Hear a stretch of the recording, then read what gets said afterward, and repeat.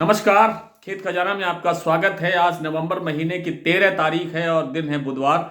और आज सरसों का बाजार और गिरावट की तरफ बढ़ रहा था, लेकिन शाम को उस पर अंकुश लगा है और अच्छी जो रिकवरी जो है वो देखने को मिल रही है।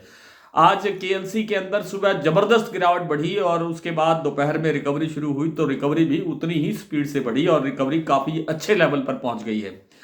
और कहा यह जा रहा है कि जो अमेरिका के जो नए राष्ट्रपति बने हैं ट्रम्प साहब, उन्होंने जो एक ऐसे व्यक्ति को या ऐसी जिम्मेदारी दी है जो ईंधन का मामला देखता है, और उनका जो रवैया है इस बायो ईंधन के प्रति वो कुछ ज़्यादा सकारात्मक नहीं है। मतलब सोया तेल की जो खपत है वो जो बायो ईंधन में होती थी, उनके जो रवैये के कारण वो उसमें घट सकती थी, और उस कारण से ही ये बाजार सोया का शिकागो टूटा और इसी से केएलसी टूटा। केएलसी टूटने का दूसरा कारण ये था कि इंडोनेशिया में भी नई सरकार बनी है और उन्होंने भी अभी तक कोई फैसला नहीं लिया था कि जो B40 की B50 की बायो ईंधन में पाम ऑयल मिलाने की जो प्लानिंग बता रहे थे कि 40% करेंगे जनवरी से और 50 तक ले जाएंगे 2026 में, उसमें कुछ निर्णय नहीं हो पा रहा था। लेकिन आज उनकी सदन ने ये बैठक में प्रस्ताव पास कर दिया है कि हम जनवरी से ही B40 यानी 40% सम्मिश्रण पाम तेल का बायोडीजल में करेंगे।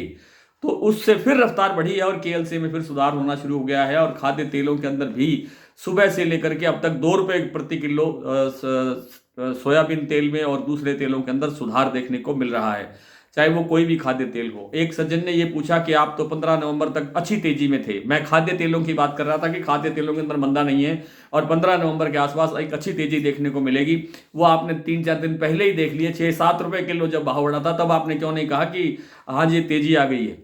और रही बात सरसों की, तो सरसों देखिए अब आगे आगे सरसों देखने के लिए नहीं मिलेगी, मुश्किल हो जाएगी। और जैसे जैसे हम दिसंबर आधा क्रॉस करेंगे, सरसों के अंदर एक अच्छी रिकवरी, एक अच्छा सुधार देखने को मिल सकता है, क्योंकि बिजाई बड़े स्तर पर घट रही है। सरसों की अवेलेबिलिटी है नहीं। सरकारी जो जो सरसों बिक रही है या आ रही है बाजार में नहीं आ रही, सीधी मिलों में जा रही है।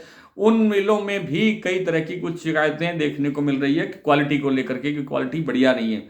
और वो सारा माल जो जो 17-18 लाख टन माल, उनके 17 से कम माल है, 17 लाख टन से, वो सारा माल बेच भी नहीं सकते, उन्हें भी कुछ रिजर्व रखना पड़ता है। तो कुल मिलाकर के सरसों के बाजार में, खाद्य तेलों के बाजार में मंदे की संभावना नहीं है। ये जो मंदा आया था ये अप्रत्याशित मंदा था। कोई सोच नहीं सकता था कि अमेरिका ऐसा कदम उठाएगा और इजराइल कोई इंडोनेशिया कोई फैसला नहीं ले पाएगा। तो इन सब कारणों से बाजार गिर रहा था। अब बाजार ने संभलना शुरू कर दिया और बाजार कल फिर रिकवरी दिखाने की कोशिश कर सकता है। आज के जो भाव है, थोड़ी सी बात मैं आपको सलोनी के बारे में बता दूं। सलोनी प्लांट में सुबह बाजार 50 रुपए तक टूटा था, लेकिन अभी 10 मिनट पहले उन्होंने उसी 50 रुपए को रिकवर कर दिया है, वापसी ला दिया है। हालांकि गोयल कोटा का भाव 6350 रुपए रह गया, 50 रुपए आज वहां गिरावट आई। लेकिन 130 सीतापुर का जो प्लांट है वहां पर कोई गिरावट नहीं आई और भाव 6700 रुपए पर स्टेबल रहा। इसी तरह से जो आपका सलोनी प्लांट है उसमें अभी जो भाव है कोटा और अलवर के 7200 रुपये, यही भाव कल क्लोजिंग दे रहे थे। और इनमें सुबह आज 50 रुपये की गिरावट आई थी। शमशाबाद में 7325 रुपये का भाव है, जबकि दिग्नेर प्लांट में अभी कोई खरीदारी नहीं हो रही है। आज भरतपुर के भाव में कोई गिरावट नहीं आई। कल जो भाव था 6281 रुपये, वही भाव आज खुला। जयपुर जरूर 50 रुपये कमजोर हुआ, भाव रह गया 6625 रुपये। दिल्ली 6450 रुपये, चरखी दादरी 6400 रुपये, अलवर 6200 रुपये, बरवाला 6150 रुपये, हिसार 5900 रुपये, मुरैना 6000 रुपये, ग्वालियर 6200 रुपये, खैरतल 6200 रुपये, टोंक 6280 रुपये, निवई मंडी 6300 रुपये, सिवानी मंडी 6150 रुपये। आज इतना ही। कल आपसे फिर मुलाकात होती है, तब तक के लिए नमस्कार।